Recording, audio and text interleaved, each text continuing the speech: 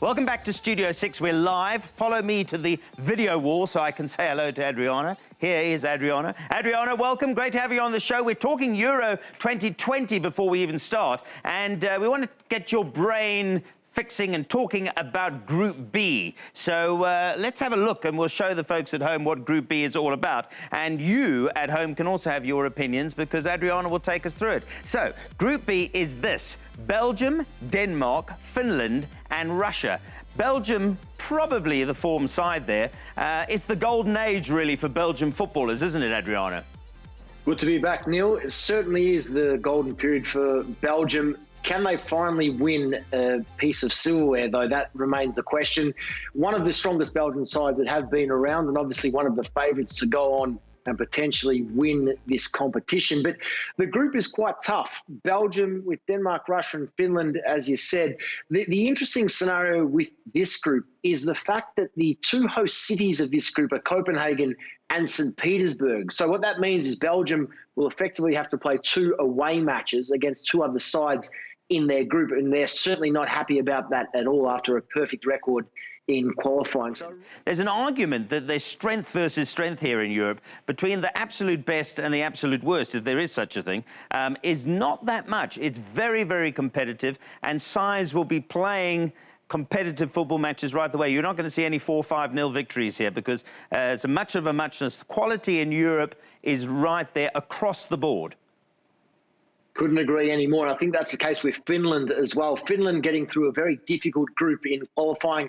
They were in the Italy group, so I caught a lot of Finland in qualification, but they did well to eliminate the likes of Greece and Bosnia, who were favoured to take care of them. So Finland, through their first ever international competition, will be great to see them and how they fare at Euro 2020. But I also think the fact that multiple cities will host the Euro 2020 finals will also ensure that we see a range of results in this tournament. So, look, it is exciting. Tough to predict who will go on and win the entire competition, let alone Group B. But, yeah, Belgium's certainly favoured.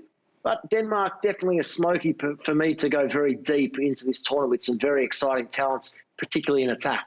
There you go. Adriana's seeing it the same as I do. Going to be competitive, and it is going to be quality football that you will not want to miss. Now, speaking of quality football that you don't want to miss, let's talk now about Serie A and have a look at Saturday's game. Lazio at home.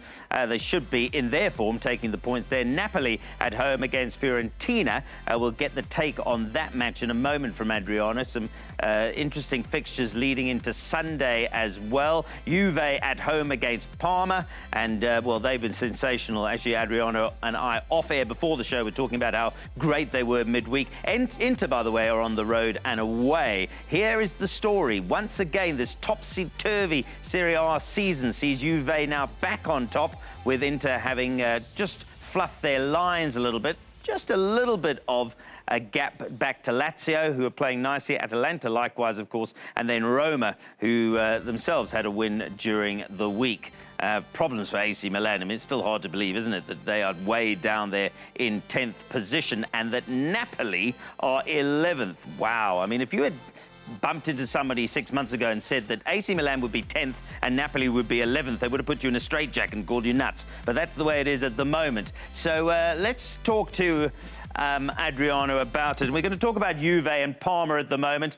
Juve, you get a sense now that they got the bit between their teeth. Inter are behind them, and I wonder now if they keep the pressure on, whether Inter will be able to catch them and pass them with the rest of the season.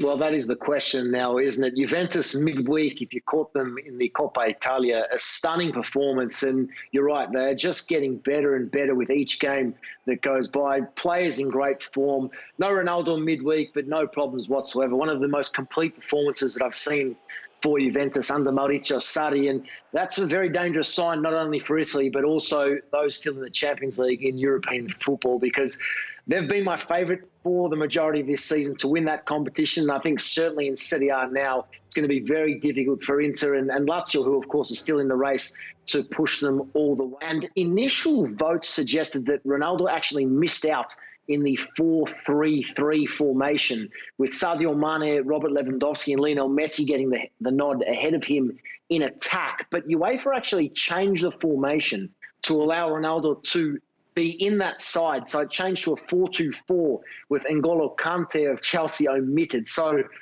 a bit comical, but Ronaldo was named eventually in the supporters team of the year. So an interesting period here for Napoli. They are still in the hunt for a return to European football next season, but this is a result that they simply must achieve this week, and they need all 3 points to get their season back on track.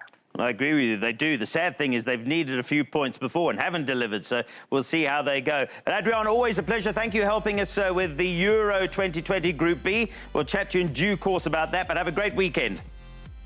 You too. Thank you for having me. There we go. Adriano talking to us about Euro 2020 Group B and Serie A. But what are we missing on EuroConnect? Well, of course, Spanish La Liga. So Roman joins me after the break. Don't go anywhere, because let's check what's happening in La Liga.